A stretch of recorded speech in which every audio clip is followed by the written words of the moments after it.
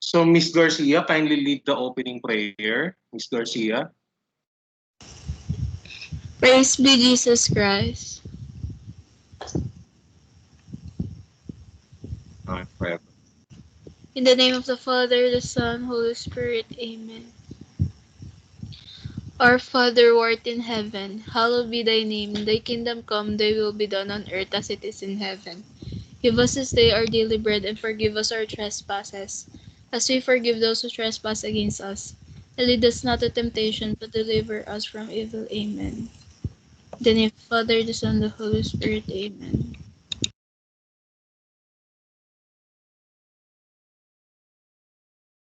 And in all things, God may be glorified. So, medyo baliktad yung sequence ko, no? Chapter 4.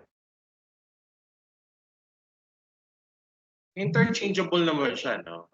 The business and the industry. So, for this time around, I'll try to discuss yung chapter 14. So, our quote for today is by John Dewey. And according to him, to find out what one is fitted to do and to secure an opportunity to do it is the key to happiness. So, yan, ang ating quotation of the day. Opportunity is the key to happiness. So here are the learning objectives. Identify the three stages of business opportunities. Explain the intricacies that comprise the best analysis of business opportunities. Explain and define the growth strategies that use strategic alliances. Outline and explain the three broad structures of industry. Differentiate market structure from industry structure. Describe the standard industry classification and its significance and explain business performance. So, mukha siyang tall order pero I'll try to make it as simple as possible due to the time constraints that we have. So, for today,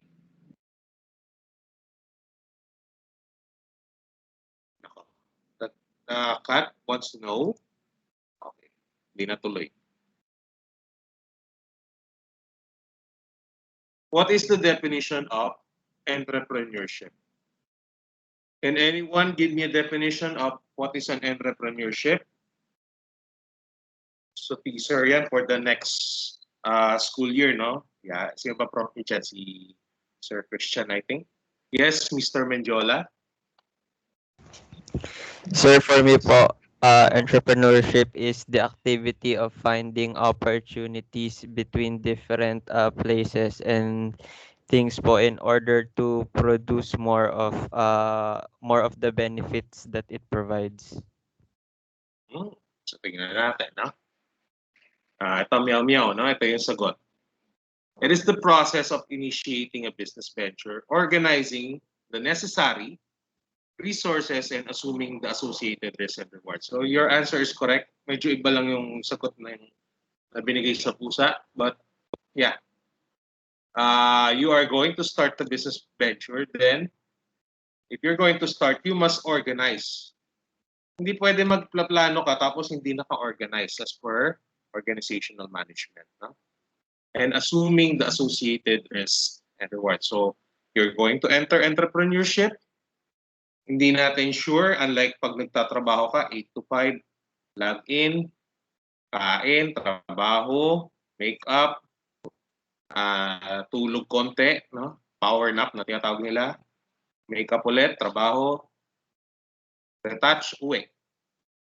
Sa entrepreneurship, wala, no? You can work all day, pero of course, high risk and high reward. So, pwede kang malugi, pwede ka naman kumita ng toto-toto. And what is an entrepreneur? Mr. Mendoza.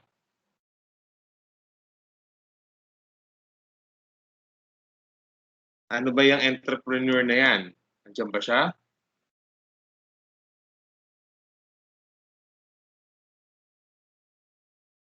Preview na yan ng... Yes. Okay, what is an entrepreneur? Ano sir, sir, yung entrepreneur po, yun po yung nag-ooperate ng isang business. So usually siya yung nagmamay-ari, no? So pwede, correct yan, no, Mr. Mendoza. Pero here is the definition yan, no?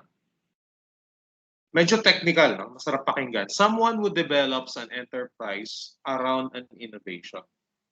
So, minsan kasi merong mga negosyante naman or entrepreneurs na hindi na nag-innovate.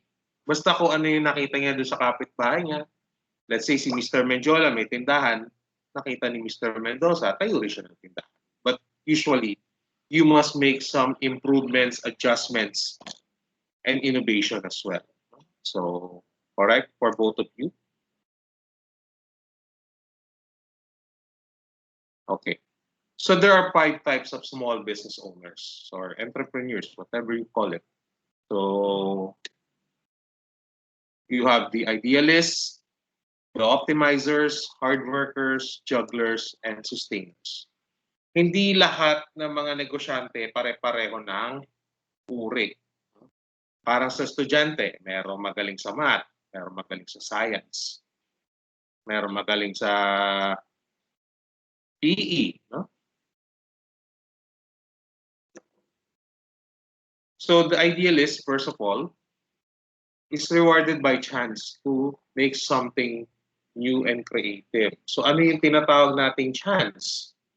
Siguro, nanalo siya ng loto, no? Or nakakita siya ng opportunity na in demand ang nag-chat pa.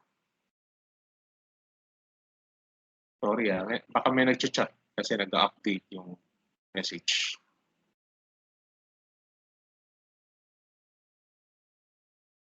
Okay, so wala. Guni-guni ko lang. Okay. So let's say ECQ. ECQ, you saw a business opportunity, magbenta ng face shield, face mask.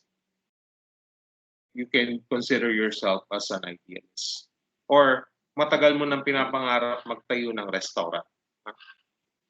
Optimizers, ibig sabihin, they get personal satisfaction from being business owners. That is their fulfillment. Masaya ako na nakakatulong ako sa society, nagbibigay ako ng trabaho, nakakatulong ako sa ekonomiya. And hard workers, they thrive on the challenge of building a larger, more profitable business. Ito yung mga taong high risk, high reward, all or nothing. They're not afraid of the challenge. Actually, they will like to see the challenge. They will like to tackle on it. Thus, they are called hard workers. And jugglers, high energy people who enjoy handling every detail of their own businesses. So ito naman yung mga tipong alam nila lahat ng detalye, no? Masyado silang hands-on. They are similar to the hard workers, pero ito naman, they are more detailed kasi the hard workers can delegate. And last is the sustainers. They enjoy the chance to balance work and personal life. So, pwedeng you can be a teacher and then you're also selling some food or ibang items. No? Pag walang klase si teacher, he or she might be selling something on his or her online business. Okay. So a good example ng sustainers.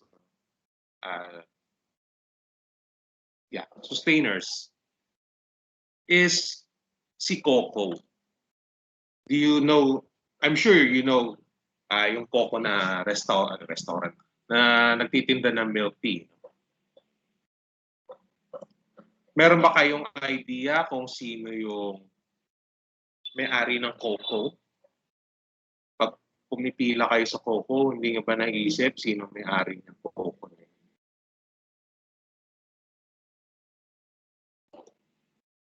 Walang gusto nagre-rehearse din sila. Okay.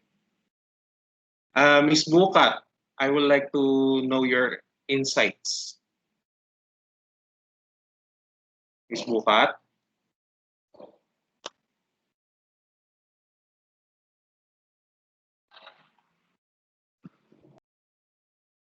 Miss Bukat?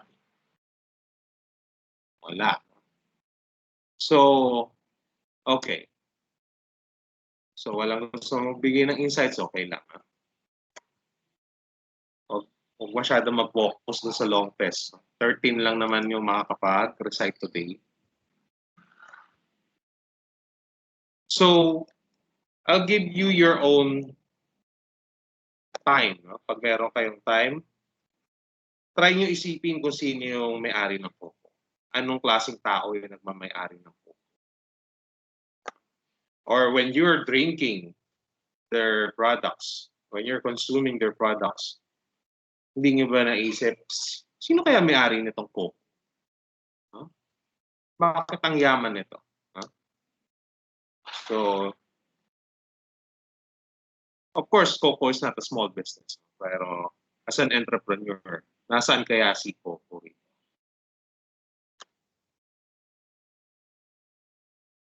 Ayaw.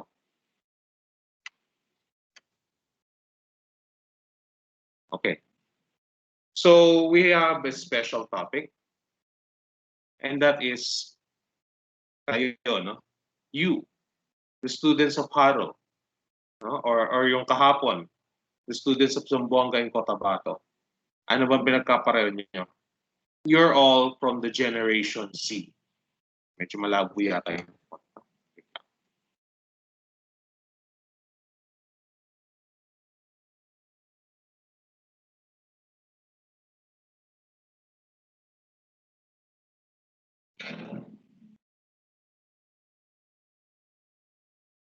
Kita.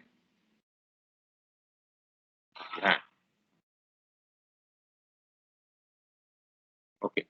So the Generation Z and social enterprise. Yung social enterprise, yan yung magiging quarterly assessment natin. So long test is the personal SWOT. Tungkol sa iyo. Huh? You have to know yourself, what are your goals, what are your plans. And yung QAS naman natin is the social enterprise. If you know yourself and if you want to establish a business, anong klaseng business naman yung gusto mo? And who are your targets? And how do you know your customers? Sino ba yung most likely na target market mo? So this is the Generation Z. Yan yung usual na pagkakalam ng mga tao, even the old people. They're trendy, they're stylish, I might say, and hindi mo maaalis yung digital device. So each one of them is holding a digital device in their hands. Unlike kami mga Gen Y or millennials or yung mga Gen X, sila mom and sir, your parents, we're only usually using the mobile phone for work purposes. Though nahawa na rin kami. Usually, nanonood ng K-drama, nanonood ng anime, nanonood ng Netflix, Tulpo, whatever. But ang pinaka-heavy consumer ng technology is the Gen Z. So, this is a comparison of the generations. So, we are all a product of economics. Kasi each generation has faced its own challenges. Ano ba yung nangyayari during the time that they were born? Ano bang situation sa mundo? What is the situation of society? How was life at that time? So you can read the baby boomer and Gen X all you want. But the Gen Y and Gen Z yung mas focus natin content. So, Gen Y is globalization. And the biggest example of that globalization, let's say, is the NBA. Nung time ng 1980, pumasok si Magic Johnson and Larry Bird, the NBA has become a global identity. Noon kasi nung Gen X, more on America lang ang nagpo-focus ng NBA. Pero nung Gen Y, globalization na. So once it was established, up until the mid-90s, na iba naman na yung kwento na for Gen Z. It's about mobility. So you can see economic stability. And now, for Gen Z, it's multiple realities. Maraming nangyari. Like the 9/11 bombings, the tawag dito, yung financial crisis in 2008, and the year 2000 as well. No? The Southeast Asian financial crisis is one of the reasons why ERAP was ousted. Maraming factors. And what is the behavior? So you have here four outstanding behaviors of the Generation Z. And ano yung kino-consume nila? So as you can see, for the baby boomers, it's all about the ideas. I want to know your ideas. I may not accept it, but it's your idea. I might be able to copy it or emulate it. How about Gen X? Usually Gen X yan yung tatay ng mga Gen Y. Late baby boomer to Gen X. So they're all about status.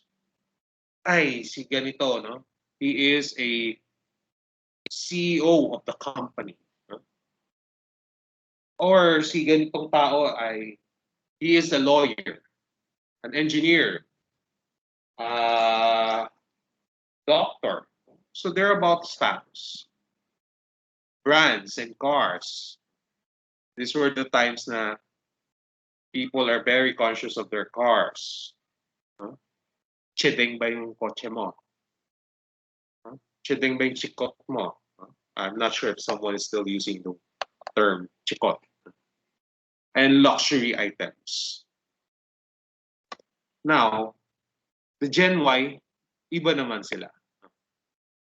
They're all about the experiences. I want to go to Japan to experience the Japanese culture.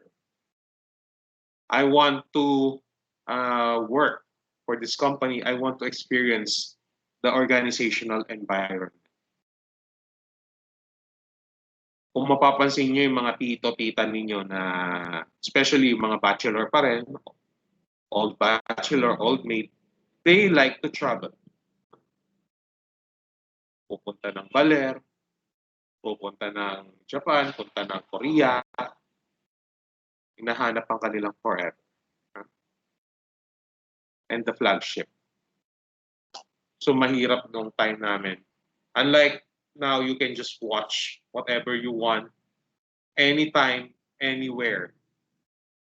Noon, kung gusto mo manood, you have to either record it or manood ka ng on the spot live. Pero ngayon, very easy. For the Gen Z, ito naman yung kanilang defining traits. It's all about the truth. Sir, gusto ko malaman yung katotohanan eh. Ano ba nangyayari? What is happening with our society? I wanted to know the truth. About uniqueness. So kabaliktaran naman sila ng Gen X. They like the brands. Louis Vuitton yung aking gamit, no? Yung aking bag. Or Chanel. Fendi. Banana Republic. Uniqueness, ayoko nun, no? Because minsan nagkakapare-pareho. I just want to buy something different, something custom made. Unlimited and ethical.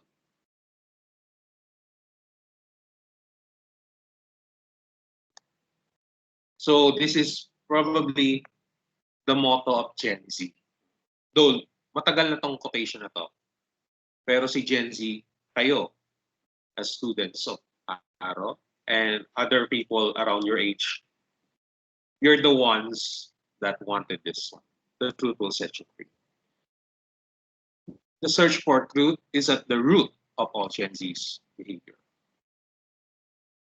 So don't define yourself in only one way. So you have the individual truth,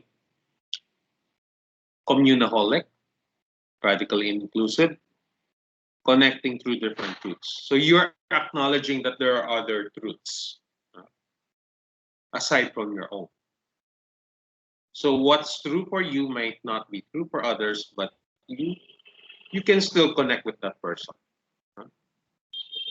And you get to understand other people through dialogue rather than confrontations. So probably one of the reasons why you do not like, or you, as much as possible, you prefer not to have debates. You prefer dialogue. But a dialogue, when it gets more intense, tends to lead to a debate as well. Or mag-aaway din kayo. And realistic. Unveiling the truth behind all things. There's no such thing as absolute truth for the generation Z. So yan. You can call it CURD, communaholic, unidentified, realistic, and dialoguer. Those are characteristics, the behavior of Gen Z. So Kat is asking, what is the definition of social entrepreneurship? So a while ago, Mr. Menjola has given the answer for entrepreneurship. Now we're taking up economics.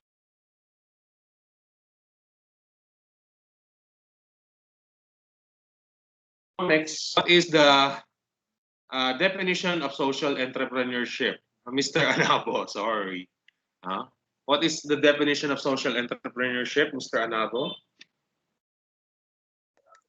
Sir, here po, uh, social entrepreneurship po is a group of individuals that set up their own business po.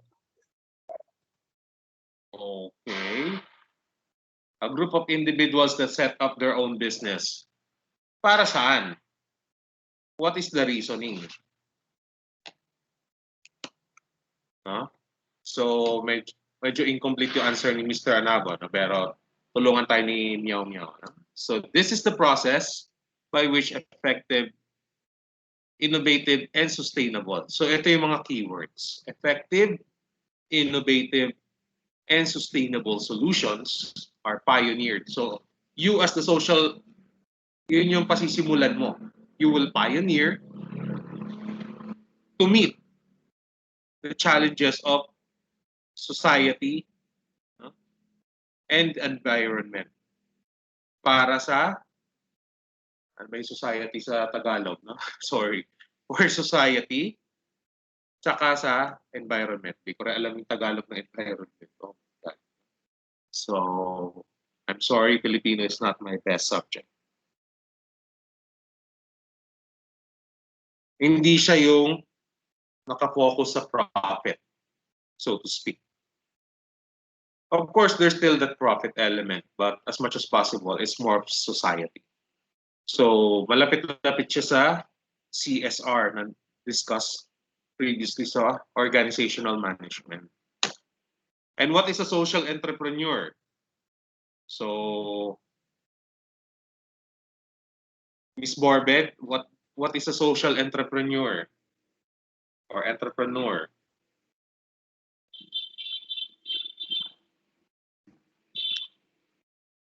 Ms. Borbe?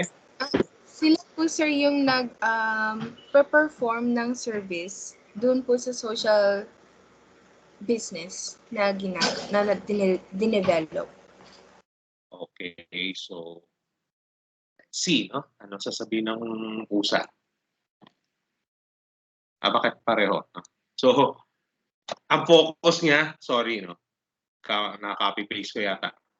Ang focus niya, yun nga, is eto pa rin. No? So, the social entrepreneur's focus is to give back to society. Nakakatulong siya in one form or another. I'll just change it later. So, ito yung UAS natin. No? What is the definition of a social enterprise? So, it is an organization, either non-profit or for-profit, but usually, in this case, as business students, it's for-profit. That is formed to meet a social or environmental challenges that streamlines its operations and supply chain, so medyo technical, to maximize social impact. So ito yun, maximizing social impact and minimize the use of resources. Bakit, sir? Bakit ito yung goal? Because of scarcity. Scarcity. And that uses a sustainable, replicable, and potentially scalable business model. So, a social enterprise can go into many forms. So, usually you start as a sole proprietor and then unti-unti you can transform it to a corporation. Another is a business that has specific social objectives. So, meron kang social objectives.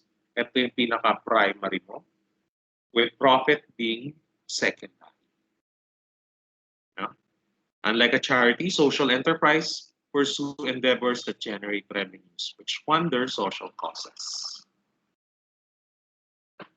So, kumikita ka and then meron na kagad nakaalat na certain amount for charity.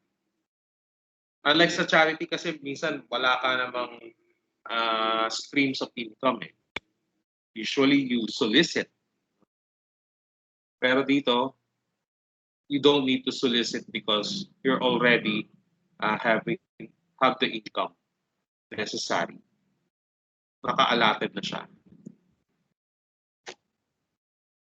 Okay? Nawala yung picture ni Muhammad Yunus. Okay.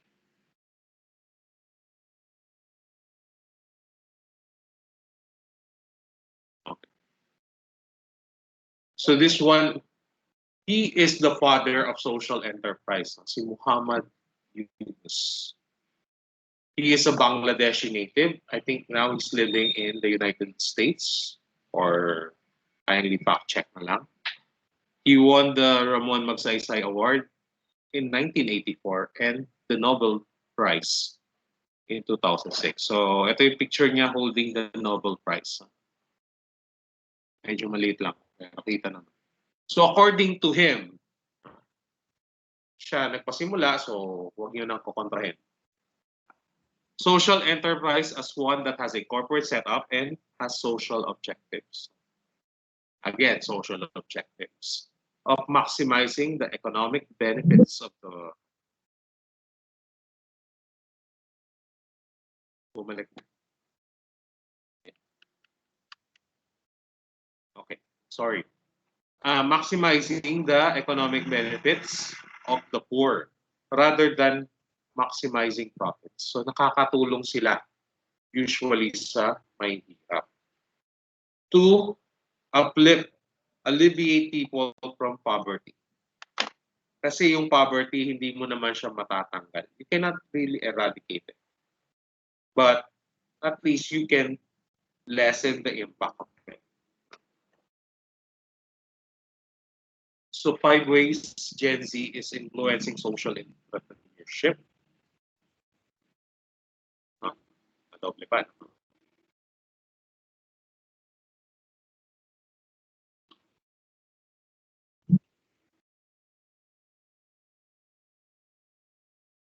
So here are the 5 ways. Na-discuss na natin sa organization management yan. Inclusivity and diversity. So in a social enterprise, usually spearheaded by the Generation Z, everyone is inclusive and diverse. Lalo na sa, let's say sa America, no, there are different races. So within the company, there might be blacks, Latinos, whites, Asians, halo-halo sila doon. No? And different backgrounds. Some might be, you know, some might have PWD, they might be disabled. Some might be members of LGBTQ. No? Some might come from different backgrounds. Some might be a Harvard graduate, no? While others are came from poor communities. Another is another what you call this influence is feminism or girl power. You know? Sabi nga ni Beyonce, no? Who runs the world? Girls. No? Girls na. So for the guys, I'm sorry, our days of masculinity are over. Babae na ngayon na may hawak. No? And why do you think so? Because pag pumunta kayo sa opisina, once you're working, majority of the people in the office are women. And when you're in the office, you have the power. Nasaan ba lalaki? Nasa field. Majority of them. So, sunod-sunuran lang tayo mga lalaki. Sad to say for us, but all the same, we're happy for all the women. So, malaki na yung difference between the baby boomer transitioning to the Gen Z. Nung time ng mga parents or grandparents ninyo, no? Women are not supposed to, you know, to work. Bahay ka lang. Suportahan mo lang ang asawa mo. No? Ikaw, kaya ka tinatawag na may bahay. You're a housewife. But now, iba na. Yung lalaki na minsan ang house husband. But that's good. And ito talaga yan. Ito talaga yung pamatay. The digital revolution. Most businesses today will not survive without the advent of the smartphone. Ang laki ng impact ng smartphone. Kasi ngayon, you can search the information that you want with just one click sa cellphone. Hindi katulad noon, when I was your age, kung meron ako gustong malaman, pupunta pa ako sa laptop or pupunta pa ako sa computer na mabagal pa yung internet. So if you're complaining that the internet is slow, well, mas mabagal po noon. And ang cellphone namin is yung 123. So this one affects the social enterprise. And AI, malaking impact ng artificial intelligence. This is, some might say, the new industrial revolution, AI. And number 5, no? The favorite trait of the Gen Z is transparency. So now, previously I was giving you the transparency. I show some of your grades. Some of you felt uncomfortable, but majority of people of Gen Z, we prefer to know the truth.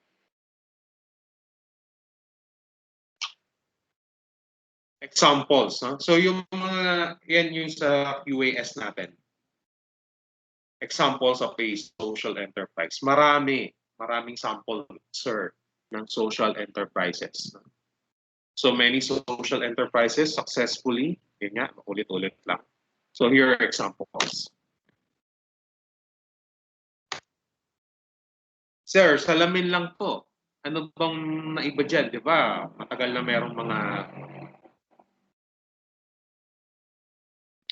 manufacturers ng glasses, eyeglasses.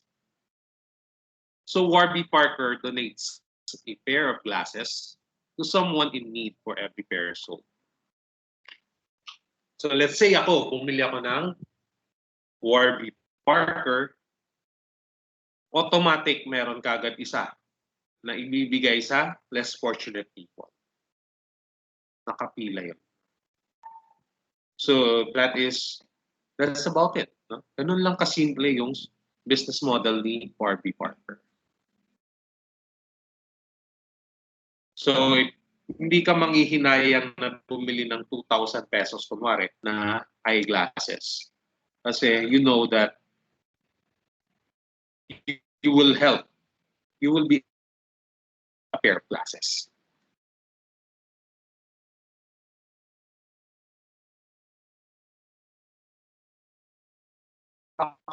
Structure that will to a child.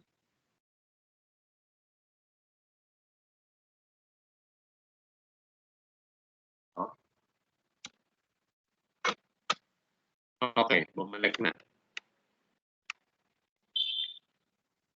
So, every time you buy a bag ng state brand, this company will give another to a less fortunate child. To a child in need while promoting and enabling education and community inclusiveness. So, similar lang siya dun sa state, no? Ay, sa Warby Parker. Magbibigay din siya ng another pair of eyeglasses. So, this one, dun sa mga batang nangangailangan naman. Also, the people that they hire are people from less fortunate backgrounds. Yung mga tipong talagang salat sa buhay, they give them reasonable wages and empower those employees to suggest even the designs. Anong pwedeng design ang i-accomplish or i-release ng brand sa market. So, here's the link to their company to give you more idea. Ito iba naman to, no? It's commercial. Zakol from Ghana, Africa. So this one focuses more on the environment. Sorry. No? So according to them, Zakol, this is one of their mission statements, solving a burning issue, literal burning, with a smokeless, environmentally friendly product with social impact. So sa kanila nang galing yan, no? Hindi sa akin.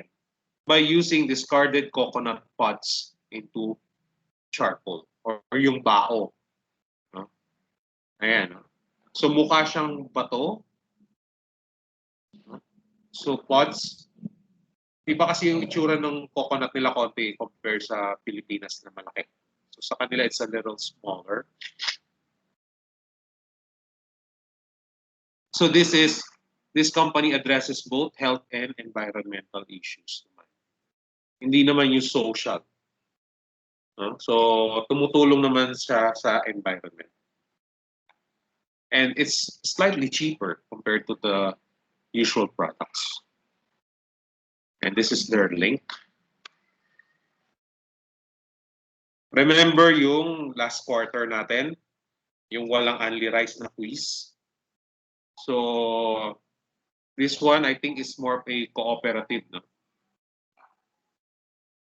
This is just berry rice.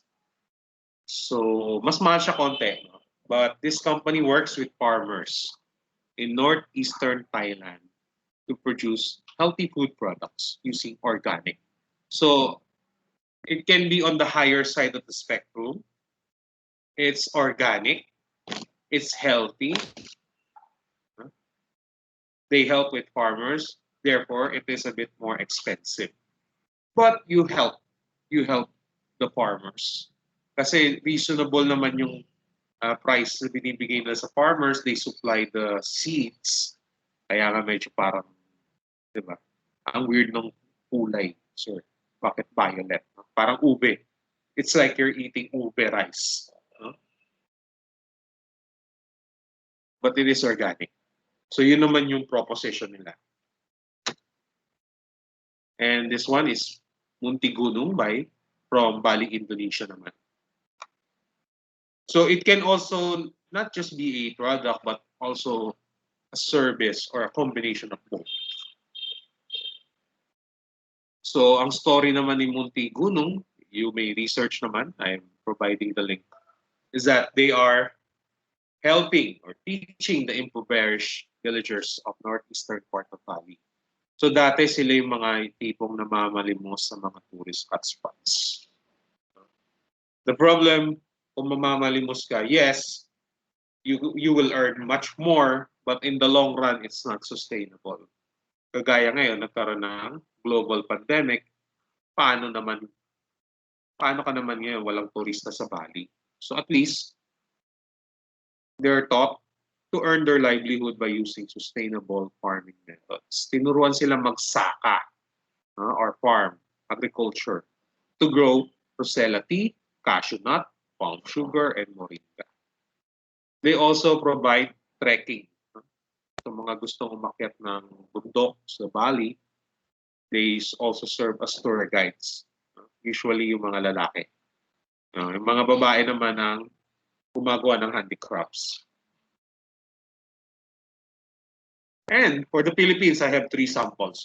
So maybe some of you are familiar with Bambike. Lang ha.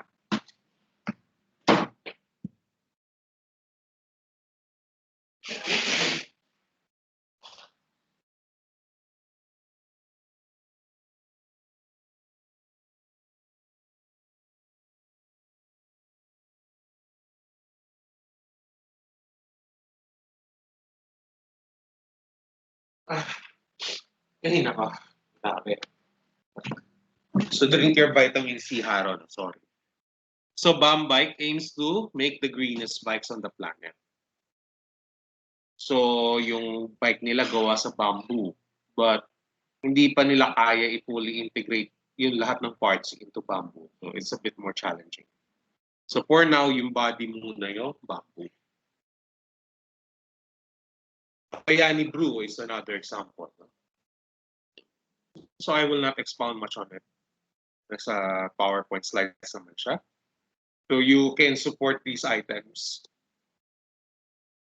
And another one of the good, amazing social entrepreneurships is the Leader of Light. Designed and developed by MIT students. This movement grew to brighten not just the homes in Philippines, but also on other countries such as Indonesia, India, and even mga mayaman, Switzerland.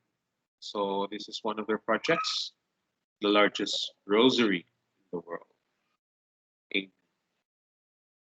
And yung isa pa, yung medyo prominent siya ngayon sa malls is si Messi Bessie. It's also a form of social enterprise. Hindi ko lang na-search si Messi Bessie. I intentionally did that. It's up to you to search. Now, marami pang klase ng social enterprise you can check para meron kayong idea about a social enterprise business proposal which you will submit for your quarterly assessment. Okay.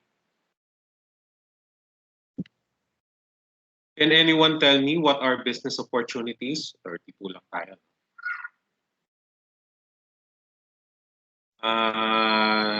Sige, Mr. Menjola. What are business opportunities?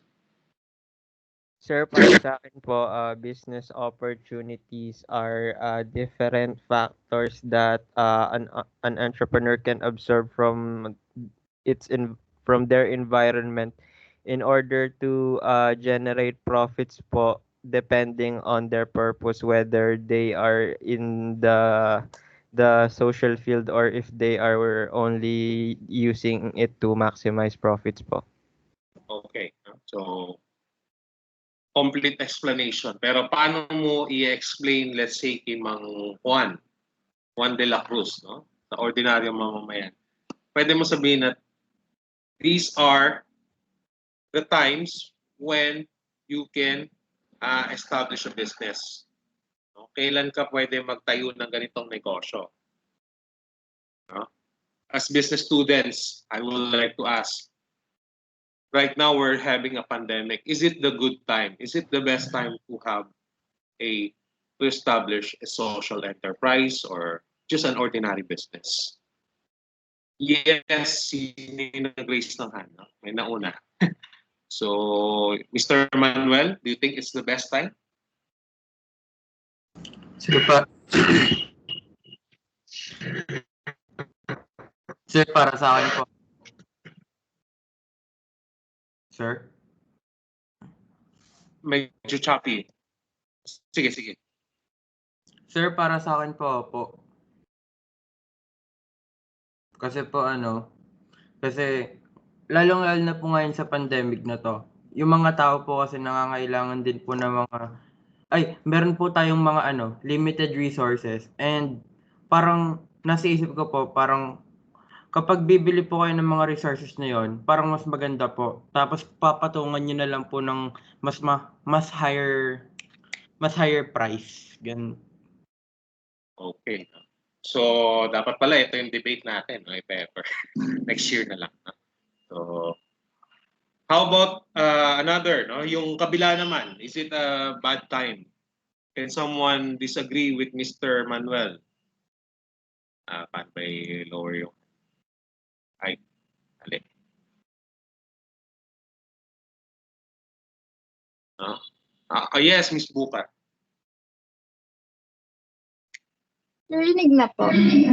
Yes. For me po, hindi po magandang magtayo ng establishment ngayon kasi sobrang bagsak po ng ekonomiya due to pandemic. So ngayon po, yung mga tao, dahil wala na pong, di ba marami pong nawala ng trabaho dahil po sa pandemya. So sa tingin mo, paano po sila makakapag-purchase ng mga product na hindi naman ganun kahalaga, unnecessary, ngayong pandemic? So, ibig sabihin, pag magtatayo ka ngayon ng business, malulugi ka lang kasi sinong bibili sa'yo? Hindi naman lahat ng tao ngayon ma-afford yung product na ibebenta. Okay, so we heard two vastly different opinions. We heard two different truths from two Gen Z people. So, ano ba talaga? No? It depends on you. No? It depends on how you think. It depends on your point of view, on your wisdom. No? Depende kasi yan eh. I'm not saying na mali si Mr. Manuel or mali si Miss Buka. Both can be true. No? Kasi a good example is, ano nga ba mga good example? Last year, no, maraming mga nasisante. You will think about it, wala namang trabaho, sir eh. Wala na kaming trabaho, wala na kaming perang pagkukunan ng pondo. And yet, nag-boom yung mga nagtitinda ng mga kimchi, nagbo-boom yung mga nagtitinda ng nalaos na nga eh, ube pandesal, no? Nag-boom sila Food Panda, Grab Foods. So, if you're going to analyze it, something doesn't make sense. Bakit? Parang baliktad yata nangyayari. Di ba dapat humihina ang consumption for economics? Di ba, sir, wala kaming resources. Sabi nga, no? Scarcity of resources. Then, the supply and demand must decrease. Pero nangyayari, bumabaliktad pa. Tumataas yung demand for consumption. So again, not all businesses, not all people will agree. Pero kung halimbawa, ako tatanungin mo, middle ground. No? Kasi as an entrepreneur, tanggap mo yung binanggit ni Miss Bukat na yes, merong crisis. No? Na you might face bankruptcy. Yung pagtayo mo pa lang, nilangaw kagad yung business mo. Siyempre, nagpapasweldo ka ng tao, yung efforts mo, your ideas, your dreams and hopes. But correct din si Mr. Manuel in a sense that strike while the iron is hot. It's just waiting for the right time and the right opportunity. So both are, for me, correct.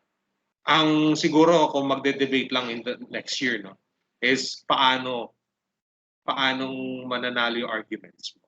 So, swerte nyo, hindi ako magpapadebate ng opportunity. Yeah. So both are correct. So there are 3 stages. So nakita nyo na yung 3 stages. So can someone give me an idea kung ano yung mga opportunities na yan? Based dun sa mga gumawa ng long test, ng mga PowerPoint, can someone give me what are your opportunities?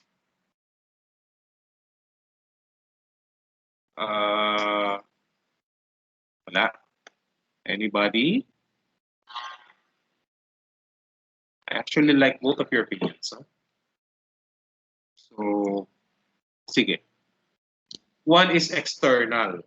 So when you were doing your personal SWOT, ano ba yung mga factors for you to choose, let's say, accountancy, or why will you choose an engineering degree over an ABM? So there were some students who say, "Sir, I'll take up engineering degree," but you take up an ABM strand, during senior high school. What made you? What influenced you to change paths? What encouraged you to take up engineering instead of ABM? There must be something, and those are the external influence and the internal effects on your business organization. So kung sa'yo naman, no, internal effects, bakit itong pinili ko? Kasi sabi ng tatay nanay ko, itong punto ko. Some might say that. For others, sir, ito kasi yung pangarap ko mula nung bata pa ako. Pangarap ko maging accountant, pangarap ko maging architect. Sino ba kayo para makialam sa pangarap namin? Or iba naman medyo practical. Sir, in demand, there is a shortage in the supply of accountants. Sir, in demand kami, malaki ang sweldo ng CP. Again, who am I to question? So those are the internal effects. For the business organization naman, internal effects is, kamusta naman yung marketing mo? Marami ka bang utang? Kamusta yung mga tao mo? Masipag ba sila? Or baka naman matino naman yung mga empleyado, yung boss naman yung pasaway. So those are internal effects. External influence on the firm, yun nga yung pestel, which we will discuss later. And consequences and effects. So yun nga, let's say kanina si Mr. Manuel, tinuloy niya yung business despite the pandemic. Ano yung magiging impact nun? Dalawa lang. Huh? Jackpot or lagpak. Huh? It's either you succeed or you fail. Walang pasang-awa. Huh? So even if pasang-awa, then you succeeded. Ano yun? May nag-message pala. Ah? Ay, sorry.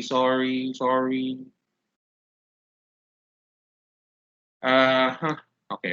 Pakita ko na lang ulit. Yan, no? So yun. Those are the 3. External influence, internal effects, and the consequences and effects. Thank you, Mr. Anabo. Huh? Tapos sino yung ano? May nagtatanong, no? Kanina. Sorry. Oh, may debate kayo ng 1:30. Okay. So we'll try to... Sige, discuss natin later. No? Miss Bukat later. Forces in the business environment. So, let's say this cat is the firm. Pagbigyan nyo na ako, no? Kating-kating na ako maglagay ng mga cat pictures. So, you have the pest. So, can anyone tell me what are the compositions of the pest? Ano ba yung pest na yan?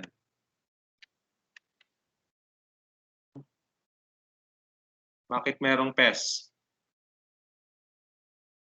Miss Alvaro, can you give me one of those? Ano ba yung isa sa pest na yan?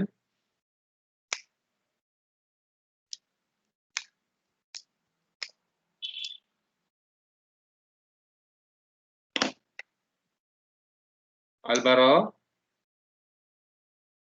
Ako mukhang busy sa debate mamaya. Okay. Yes, Miss Villar ba? Sir, technological po. Technological. Anong meron sa technological? Sir, yung parang mga uses of social media po, ganun. Okay. O yung tatlo pa. Wait lang. Sino pa pwede magbigay ng tatlo? Hanap tayo ng iba.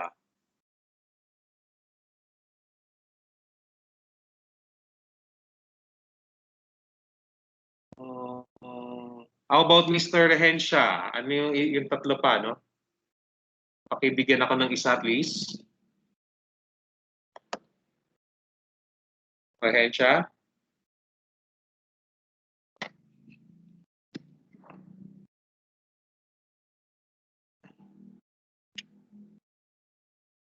Wala. Wala. Kung na kayo pipilitin pa. So you have political, economic, socio-cultural, and technological. Actually, na-discuss na yan sa organizational management pero due to time constraints. Yeah. Political is the influence of political and legal institutions. So, yung iba kasi, ang ginagawa nila dito is, yung katulad sa Orgman is the steep. You know? Dito naman is PES. For some schools of thought, it's pastel. Pero pwede rin naman yung steep kasi political consists of both. Hindi ka pwedeng mag-isip ng legal lang without the political side. Go hand in hand yan. Magka-partner yung dalawang yan. So pwede mong gawing PES na lang talaga. Economic, on the other hand, range from small to big, local to international, from past to current, and future events. So ano ba yung nangyari? Let's say ang Pilipinas last year pa yon, bumagsak ang economy. Ano yung magiging possible impact nun sa iyong business? Aangat na ba tayo dahil merong ECQ or MECQ, should I say? Or nga pa rin? No? Ganun pa rin, bagsak pa rin tayo. Socio-cultural aspects and attitudes of a society such as their values, needs, and standards of behavior. And the technological, yun nga, yung binanggit ni Ms. Villarba, innovation, automation, obsolescence, and R&D. Ibig sabihin ng obsolescence is nawalang saysay yung previous technology. Yun lang siya. Automation, yan, isa sa kalaban ng mga manual laborer siya. And R&D, research and development. So here are samples, no, na pwede mong i-consider sa PES. Medyo bibilisan ko lang ng konti. No? Actually, patapos na yung chapter 14. What is a strategic alliance? So they are partnerships. Magsasama kayo. So ibig sabihin, pag kayo, si boy-girl or pareho boy-boy or girl-girl, and nag-decide na maging magjowa, then it is a strategic alliance. To share resources. Hindi yung pera mo, pera ko. Pera niya, pera ko rin. Yun yung masama. To undertake a specific mutually beneficial project. Bakit ba kayo naging magjowa? Of course, meron kang benefits. Meron din siyang benefits. And I will not talk about those benefits. Pero you both have a mutually beneficial project.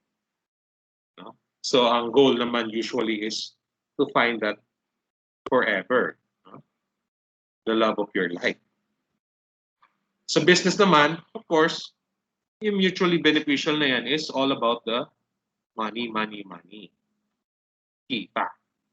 Hindi naman siguro magsasama-sama yung mga businesses para malugi. Walang gusto ng ganun. Remember that the business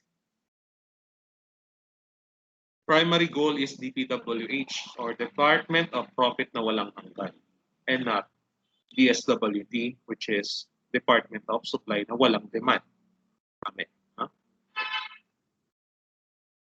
Ayan. So, allows businesses to work a common goal that will benefit.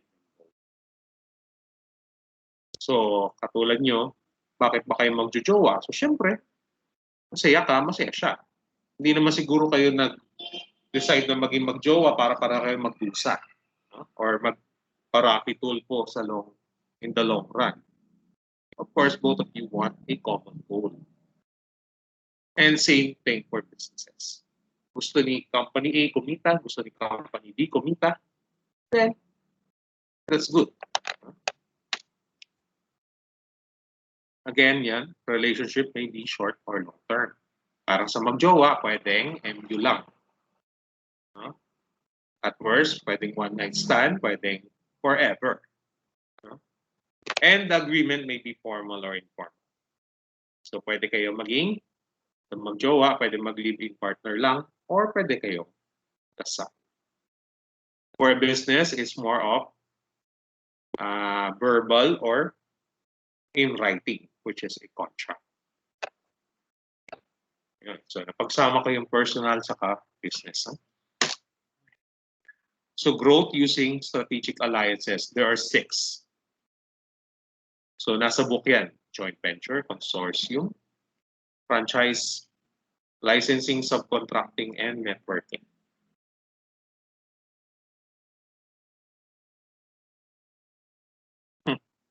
Okay, so joint venture, hindi ko na yan yung definition. Hindi ko na tinago.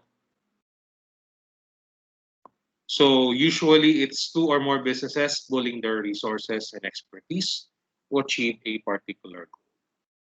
So madalas mangyari yan sa real estate, JV, tinatawag nila JV.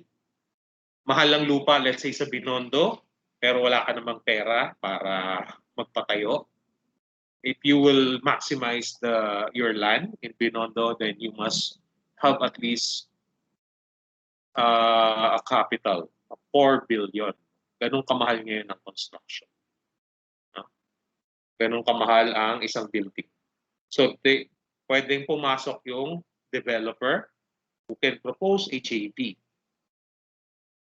Sir, sagot ko yan. Ako magpapatayo niyan. Ako magpupuno niyang kondo mo. Hati tayo sa earnings for the next 25 years. And then after that, say na yung building. Which is not a bad proposal. Or JB, pwedeng ikaw ang supplier ng food, ako naman sa drinks. Pwedeng ganun. Yung mga nauuso ngayon na mga parang food court can be considered as a joint venture ng mga business. So, hindi naman siguro araw-araw kakain ka namang inasal or samgyup, then you might, diba, para medyo may diversity of options yung kakain. Consortium. No? Consortium, madalas yung marinig yan sa mga government projects. But it can also be in private. No? Can anyone give me a good example of a consortium?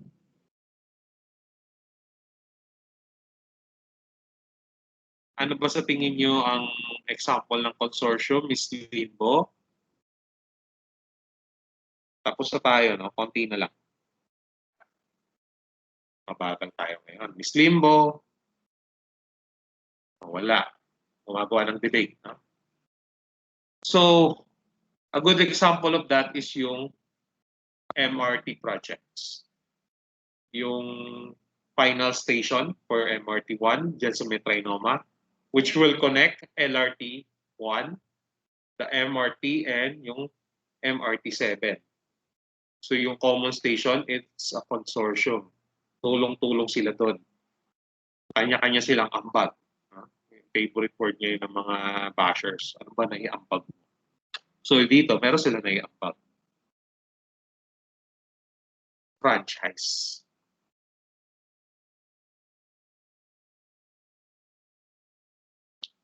So franchise is yung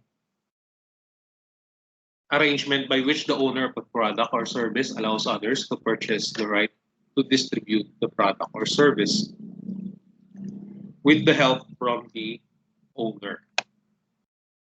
So, a good example is yung Jollibee. Of course, it's a franchise. Iba-iba naman na may-ari. Let's say yung may-ari ng Jollibee dyan sa may Rotonda, iba naman yan doon sa may-ari ng Jollibee doon sa Taguig, no? Or sa BGC, or sa Parañaque. Iba-iba may-ari. But they assume the identity of Jollibee. Meron silang usapan, of course. Particularly royalties. Licensing is a grant by the holder of a copyright or patent to another of any of the rights embodied in the copyright. So, ang good example nito is, yung isa sa mga alam ko, no, is the Barbie for the ladies, ng mga bata. Lahat, yung Barbie dolls, merong nagpaparating license ng main. Si Mattel, going to the Philippines. So, license yan. Now, yung nagdi-distribute dito sa Pilipinas, that company is given the license to distribute. And lahat ng mga gagamit na may image ni Barbie, let's say, yung mga bag, damit, no?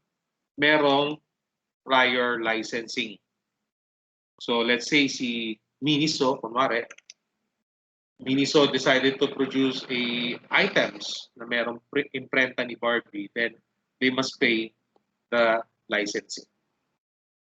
And may royalties din yung distributor ng Barbie dito sa Pilipinas and also dun sa international. Last two, first is subcontracting, to engage a third party to perform to undertake work with a subcontract, all or part of scope of works. So usong-uso po ngayon yan, sir, sa manufacturing. Minsan yung mga tao subcon, hindi naman talaga direct hiring. Bihira yung direct hiring. Sa job site, ganun din. No? Nagsasubcon na lang ang contractor, usually through the foreman. Kasi mahirap naman maghanap. Try to imagine, maghahanap ka ng 100 katao kada project. Bubunuin mo yun. Sasakit lang ang ulo mo. Maghanap ka na lang ng foreman na maghahanap ng tao. And then, pupukpukin mo na lang sa schedule is yung foreman. Siya gagawa ng parang. Sometimes even yung HR, sinasubcontract, no? Or outsource na lang. Pinaganda lang nila. Ina-outsource na lang nila yan. And last, networking, the most informal of all alliances, wherein two or more businesses work together without any formal relationship, finding one from another. So, tapos na. No? Sige, magtayo tayo ng negosyo. Pag establish natin, wala tayong usapang magulo, no? Yan yung tinatawag nilang handshake agreement or gentleman's agreement. Walang kontrata.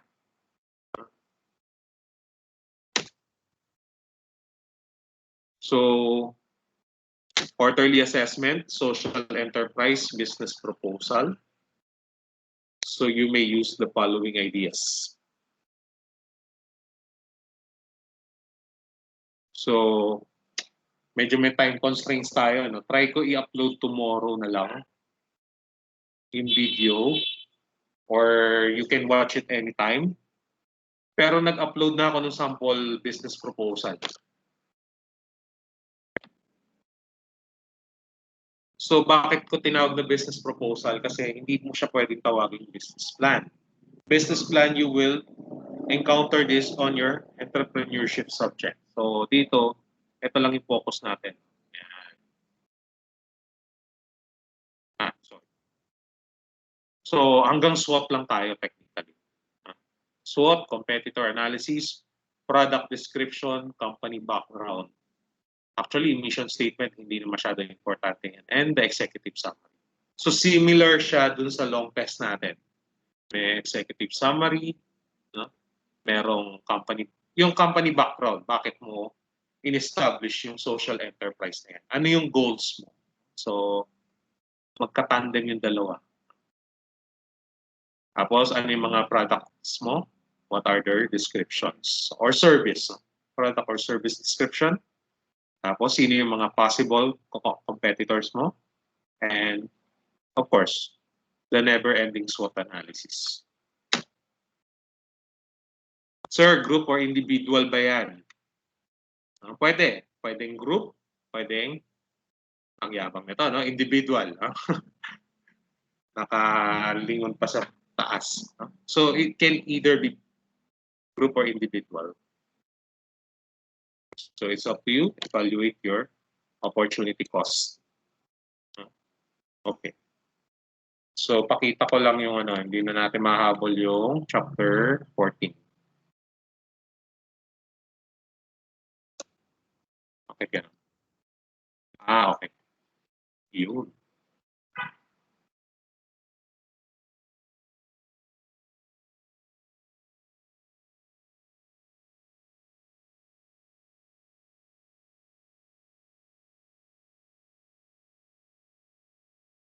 Actually, pwede tayo mag-extend. Teka. Yan natin konti. Okay. I-iterate ko lang yung performance task, no? So, yung iba, ayaw kumanta. Sir, naiiyak ako kumanta. Or boses palaka ako, sir. Okay lang, no? Ganun din naman ako. Or, sir, di ako marunong mag-compose ng poetry, eh. So, I decided to make a... Ay, mali. Dito. Wait. Dito. Ano yun? Initas pala. Initas.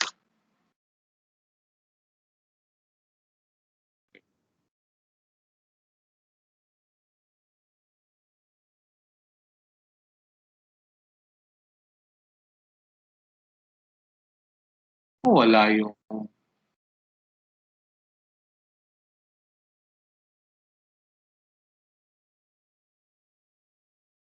Ayun. Okay.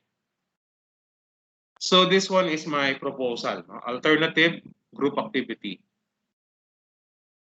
So I'll post that also in your performance task. So you can do a grouping. No? Group din siya. So para makatipid kayo, pwede yung grouping siya sa QAS if you want. So here it is. So step 1, step 2, step 3, step 4. No? So basahin ko lang. So step 1, according to research, here are the qualities that experts suggest are required to be a successful entrepreneur. So, mali ako nalagay, dapat po sa kabila. So rank the items from 1 to 8 in order of what you personally think is most important to least important. Again, wala namang maling sagot or tamang sagot dito. Kanya-kanya kayong idea rito for the group. So each one of you has a different set of opinions. So ano ba yung priority? Let's say priority ni student A is number 2, 3, 6, 5, blah, blah, blah. No? Tapos kay student B, iba rin kay student C and A. So then,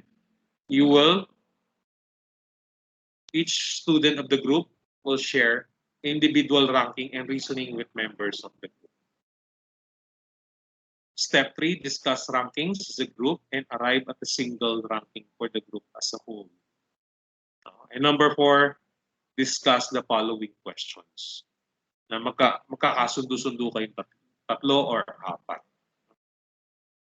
What accounted for the differences in rankings? Bakit iba yung point of view ni ganitong student A compared to student B and student C?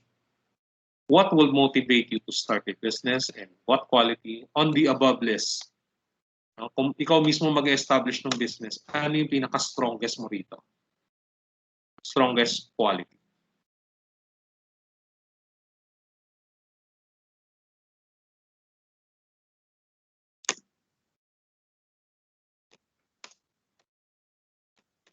So this performance task is for 3 to 4 students.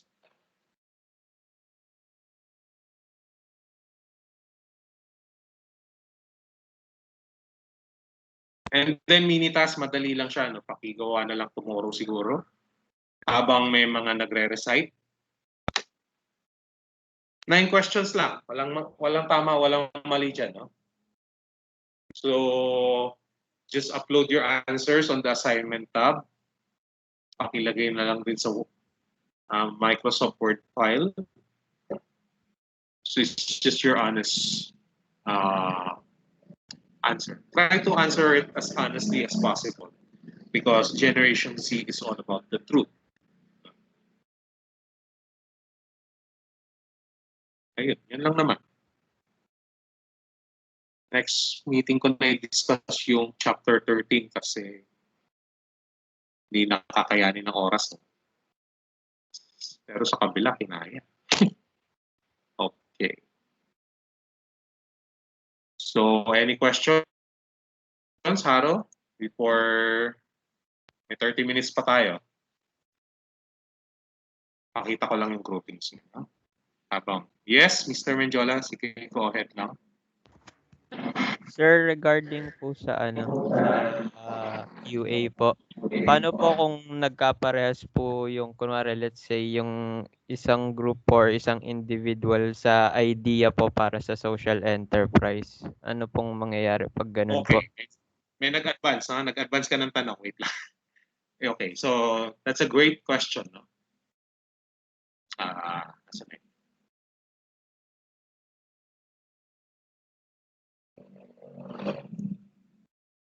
Okay, mali. How show yung files. Okay, so wait lang ha. Or, like that. So nakita niyo na yung order of presenters. No? Pakita ko na lang ulit. Para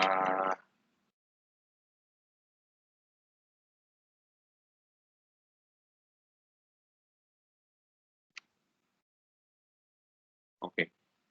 So yung long test muna. Proceed muna tayo sa long test. No? Ayan.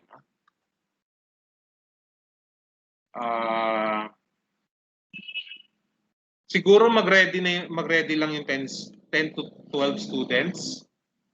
Pero ang order na iba, no? Si Mendiola muna una.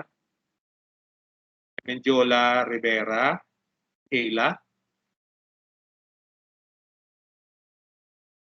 Okay, so si Mr. Godino kaya makakapag-present. So kung merong hindi makakapag-present, then skip na lang muna. The next day sila. Manuel pala, Manuel. So Villarba, Ogletia. So mag-ready lang hanggang kay Esteban, just in case lang. So maswerte kung hanggang number 10 lang tayo. So yan yung as per yung wheel of names. So hindi ko sinapo tayo yung wheel of names. Yun nga, quarterly assessment. So ito yung mga groups niyo, groupings. Now the question is, gusto niyo ba yung groupings? Tell me ASAP. Kasi kung let's say, tatlo kayo dito, ayaw niyo ng isa, ayaw ng isa doon sa groupings, then sabihan niyo ako. Para yung may iwan yung groupmates, meron silang magagawa ko ng paraan na pagsamahin ko yung dalawa. So let's say, sa group 1, Bukat, Gutino, Ramos, ayaw ni Gutino, he would like to make it a solo presentation. And then sa group 2, ayaw naman ni Mendoza. No? So I can combine 2 groups together. Yung mga gusto mag-solo, mag-solo. Of course, tell me kung ano yung idea nyo ng social enterprise. So next week, after dun sa speaker, you can pitch your idea. So mag-suggest kayo ng at least 3 ideas. Nakalimutan ko sabihin. Thank you. No? Wait.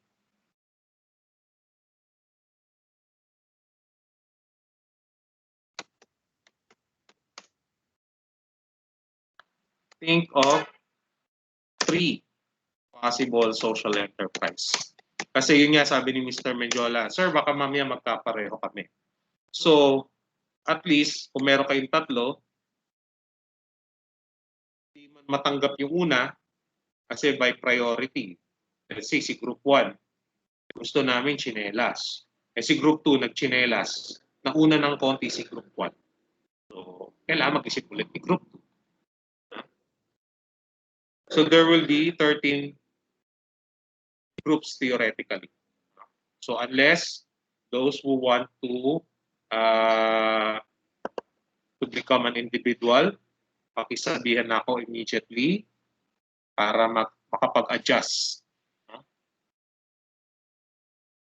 Kasi sabi niya, sir, gusto namin ng groupings. So, I asked for permission. Mayag naman ang upper, yung mga nasa powers that be. So, you still have the option na maging individual. Okay. So again, no, for the presenters for today, siguro mga 10 students na lang kasi I know you have the debate, so sumasabay siya.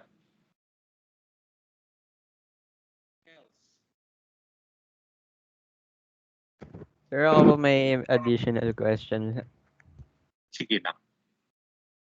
Paano po namin, sir, i-announce po, parang i-inform po kayo na ito po yung idea namin. Parang i-chat po ba namin kayo, tas if ever maulit po, isasabihin na lang na may nakuha na, ganun po.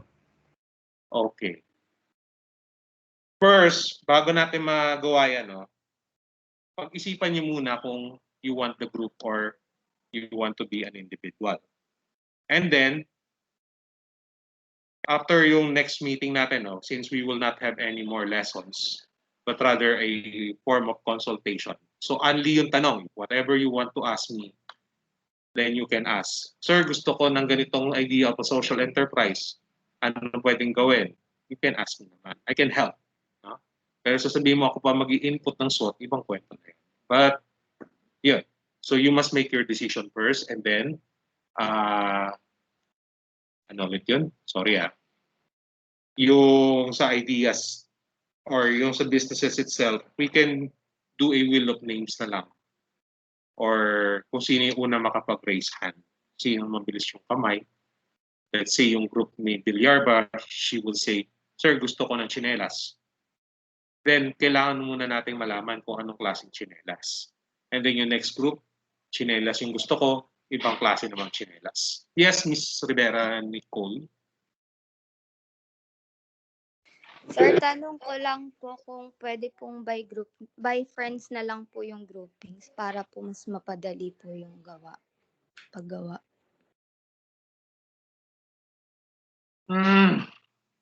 Gusto nyo by friends? Sige, bigyan ko kayo ng ultimatum, no? Okay. Saan yun? Hindi pala to. Pwede naman, sige. Pero tatlo lang.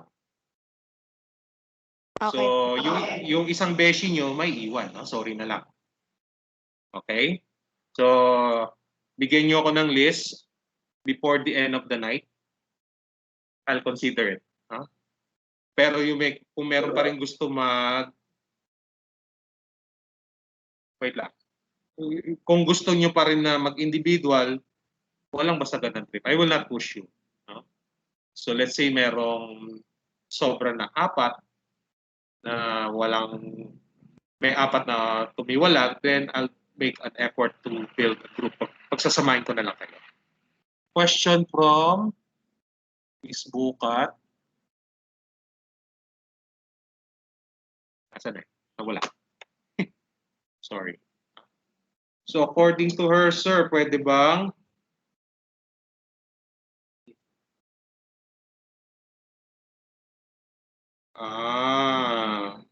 again, eto no, si Miss Bunda. Pwede bang kami na lang dalawa ni Miss Marian? Okay lang. Kung gusto niyo dalawa, I will not stop you. Huh? Kabilang section to. Okay. Yung mini task, sir, pwede hindi gamitin yung sa QA na group. Yung mini task, Miss Garcia, is individual. Yeah. It's a personal question. So when it's personal, it's individual. Tapos, meron pa nagtanong na, saan na yun? Nawala. Ayun! Miss, para kayong amazing twins, Bukat and Bunda, okay. Sir, possible po bang 3 products sa isang enterprise? Okay lang. No? No problem. Pero, of course, medyo mas time consuming. Why not? Any other questions?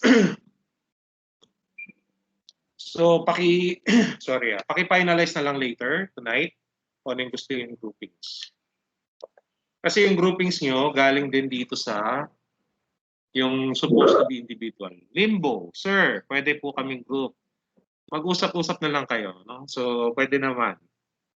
Agawan na lang kayo ng beshi. No? I will not stop you. So, ako, nagawa ko na yung performance task ko. No? So, I hope you will be able to do your performance task. I hope you like your group pic, your group class photo. Yung dalawang hindi nag-submit ng photo or hindi ko nakuha ng photo, shall I say, you can give me your pictures para ma-edit. So ako naman ang magtatanong, no? Sir, yung grade ko is nandun lang sa saktong-sakto lang. No? So ito yung tip ko sa inyo. Please make a double effort. I know marami ako pinapagawa. Guilty ako dun. No? Pero wala naman akong choice eh. I'm just following. No? So sa akin kasi may priority yung mga nagsasubmit. Especially if on time.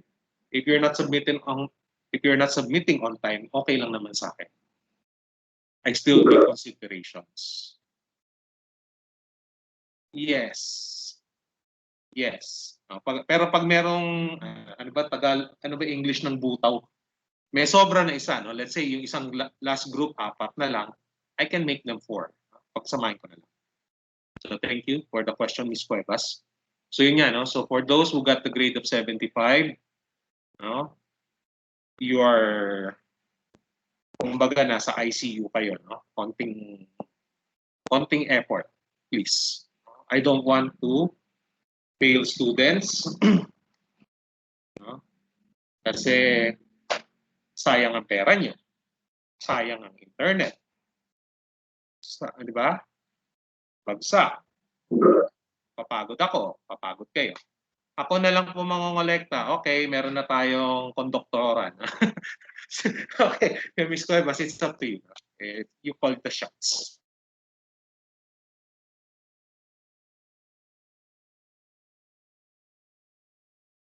Cuevas?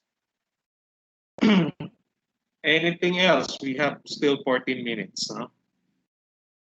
So, kung wala, I can make a brief discussion na lang ng chapter 30. Okay. So, yung iba, yung mga habol ng question, I'll just answer later. Ano nangyari?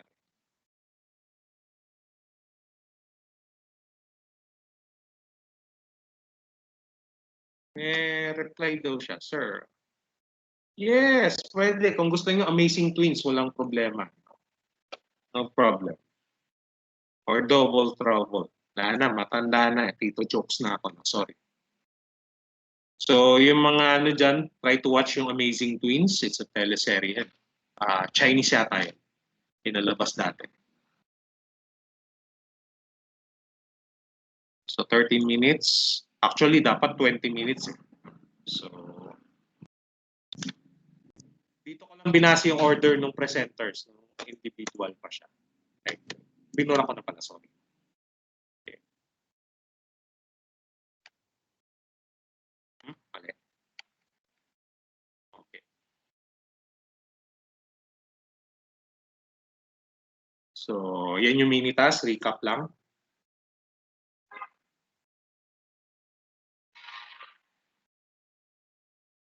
Yung performance task, 3 to 4 students. Hindi pwedeng amazing twins lang, no? Kailangan 3 to 4. Okay. Okay. Okay, so tingin ko naman, kailangan ko pa ba i-discuss yung forms of business organizations? So I'm sure you already have the idea. So ito yun, dinagdag lang ng book ng Applied Economics is the social enterprise. Pero yung napag-discussan natin on both FABM 1 and organizational management is apat lang. Single, partner, corporate, and cooperative. So, scan lang natin. So, here are the advantages and disadvantages of each. So, I'm sure naman, no, nakakahiya naman kung uulitin kong i-discuss. But, kung meron spare time tayo, we can discuss them later. But for now, let's assume na you don't need it. So, government-owned and controlled corporations.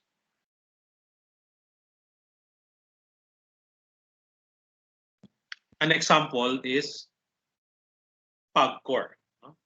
Philippine Amusement Gaming Corporation. So, obvious na obvious.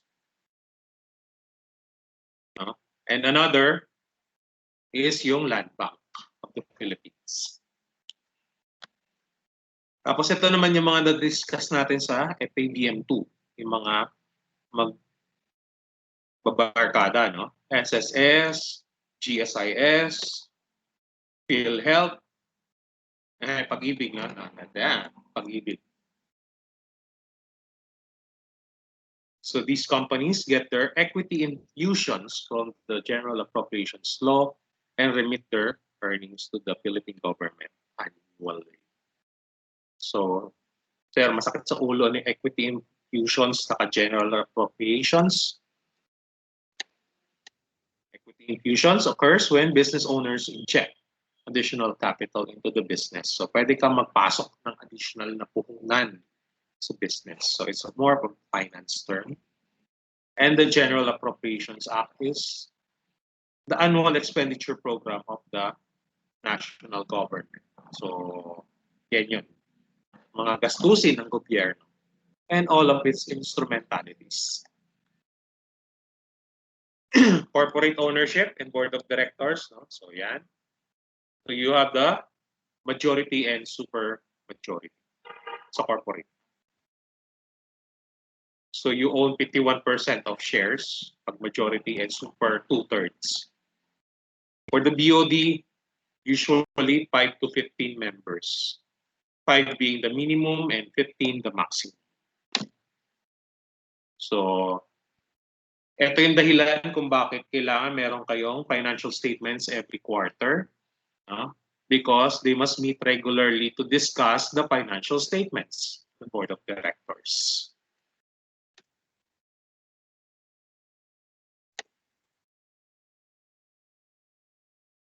Okay. So again, corporate entities, usually the owners of the company delegate the business to other individuals. So hindi naman ikaw ang tagapagmana ng kumpanya, pero binibigyan ka ng kapangyarihan na magpatakbo ng kumpanya. So sa office na marami dyan feeling tagapagmana. Hindi ko sinasabi dito. But on majority of companies, these new managers bring with them skills and business practice for a modern business enterprise, thus leading to the establishment of training schools. So galing sa book yan. Graduate schools have been put up and established. So they offer MBA and BBA degrees which have been started by the ultimate, Harvard University. So si Harvard ang dahilan kung bakit merong MBA and BBA. So here are examples of MBA graduates. Yours truly on the far left. And ito naman, DBA. So ano ba pinagkakalo ng MBA and DBA? Wala nung 3 stripes. Or not just the DBA, but any doctoral degree for that matter. Yun lang yung pinagkaiba nila. Mas engrande yung gamit compare sa masters.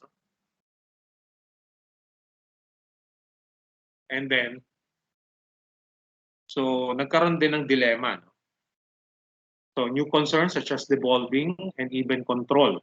Parang napunta yung control from the owner to the manager. So malaki na yung say ng manager compared to the owner at times. Let's say sa San Miguel Corporation, mas kilala na si Ramon Ang compared to Powang ko. No? In the long run, the owners are called the principals, while the managers are the agents. So representative of the principal. The goal of both is to maximize profits. Wala naman siguro negosyante na hindi habol ang profit and the long-term survival. So minsan nagko-kontra yung dalawa na yan. Pera o patagalan? The corporate governance in the company.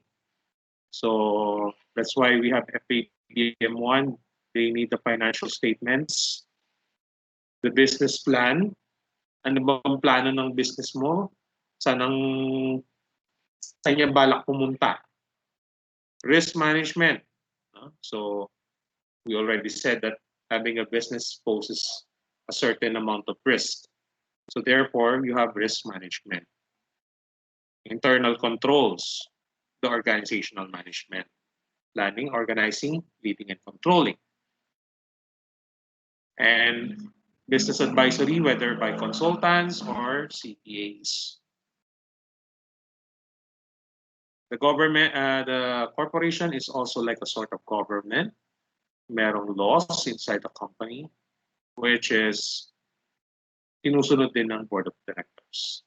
And ito yung pinaka-importante, customer relations. Ano oras na? So, 5 minutes pa. No? Rise of the multinational and transnational corporations. So, ito yung contrast. No? Ano ba yan? Ano ba pinagkaiba niyan? You can read the man, pero a good example will be the following.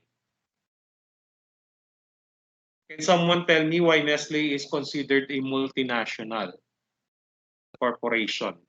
Ako naman na magtatanong. Kanina kayo nagtanong. Ako naman.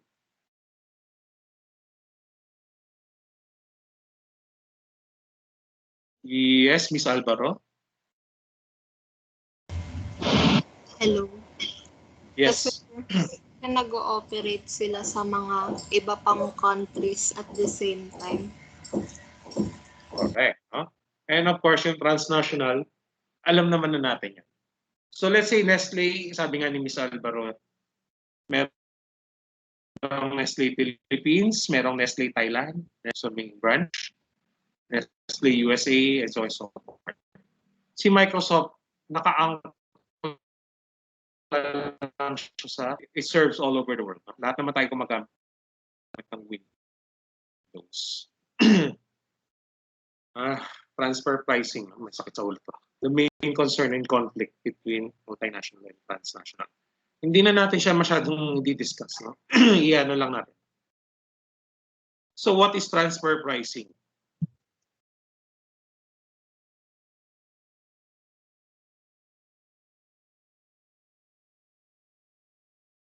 Okay.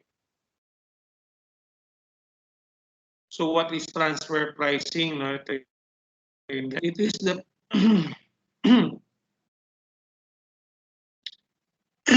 it is the pricing of transactions between two related companies within a corporation.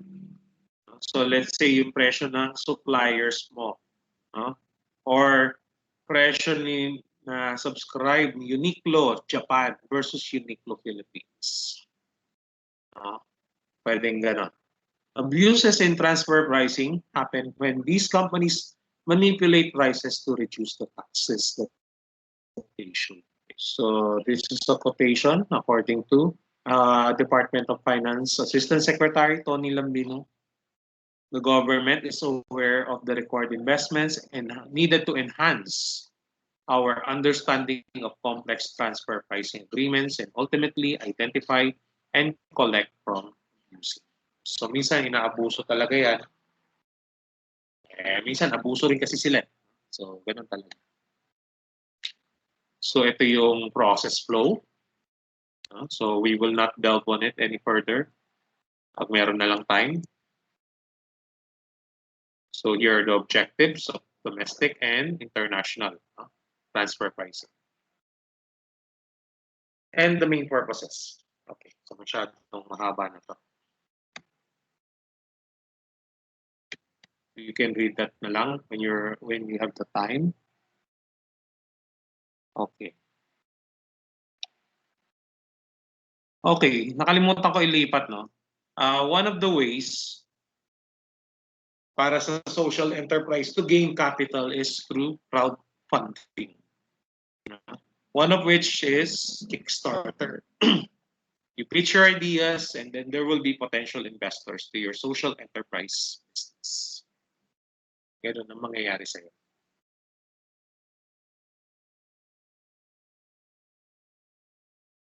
And last topic, composition of the gross domestic product. So, industry, na-discuss na natin previously. A group of companies which produce a similar goods and or service. So, there are three main classifications. Kung mapapansin nyo dito, sector ang ginamit. Industry. Sector. So, agricultural, industrial, service. So, ito, napag-iwanan na. As we already watched the documentary last quarter, walang only rice. And bakit napag-iwanan to? Dito nag-focus ang Pilipinas. Industry and service. Agriculture sector includes farming, fisheries, hunting. No? Actually, may hunting ka. So, medyo skeptic ako ilagay doon. Industry sector includes, iba yung definition ng industry dito no, sa sectors. Mining, quarrying, manufacturing, construction, distribution of electricity and water. Also yung service na transport. So this one is the carousel sa EDSA. Telecommunications. And last, the service sector. Isa sa mga growth drivers of the Philippines right now. Tourism. So this one is a form of a social enterprise. Sorry. This one is a form of a social enterprise. So mga tour guide nila are both deaf and mute. Pipit, bingi. So isa yan sa mga ideas for a social enterprise. So hindi na pwede yan, sir. Hindi na pwede yan, class. Nagbigay na ako ng sample. Professions is a service. So you have here the gavel and the stethoscope. So are you a lawyer or are you a doctor? And there are an exceptional few who are both. One of my professors in Ateneo Graduate School of Business has both a JD and an MD. Imagine mo, doktor ka na, doktor ka pa. Double degree. Aside dun sa undergraduate niya, I think it's an engineering degree. So tatlo. Siya yung pinagmamalaking anak ng mga Asian. He's a doctor, he's an engineer, he is a lawyer. Repair of vehicles is a service, yung change oil, no? Ingat sa pag-change oil. And yung favorite natin lahat ngayon, BPO. Business processing, output yata yun, outsource, industry. Or in layman terms, the call center agents. And last, structure of industry, you have three. Primary, secondary, and tertiary production. So, ano po yun, sir? Ito. Primary is production and extraction of natural resources, whereas secondary involves manufacturing and construction. And tertiary, use services. So you can consider tertiary production as a service. Actually, meron pa yung quaternary, pero ano yun, education. So usually they put it on the tertiary as well because education is a service. Pero sa ibang books, they put it as quaternary. Huwag pinapansinin yun. End of lecture. Ay, mas gusto ko yung pusa eh. No? So,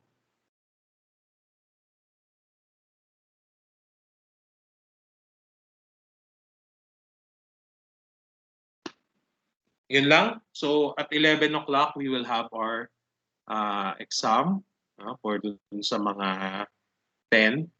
So, people might ask, Sir, bakit meron pa tayong meron pa tayong exam ng 11 to 1? Kasi po, kung isisiksik ko sa 40, dun sa 4 hours tomorrow, hindi po kakasya yung time. And that's it.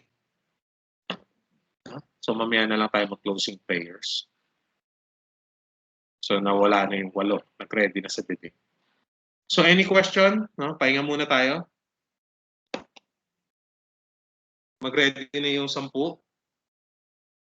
Lipat ko nung doon tayo sa isang schedule, yung long test. Hindi na dito sa class na to.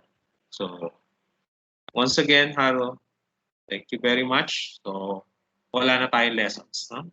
Ito na yung last lesson.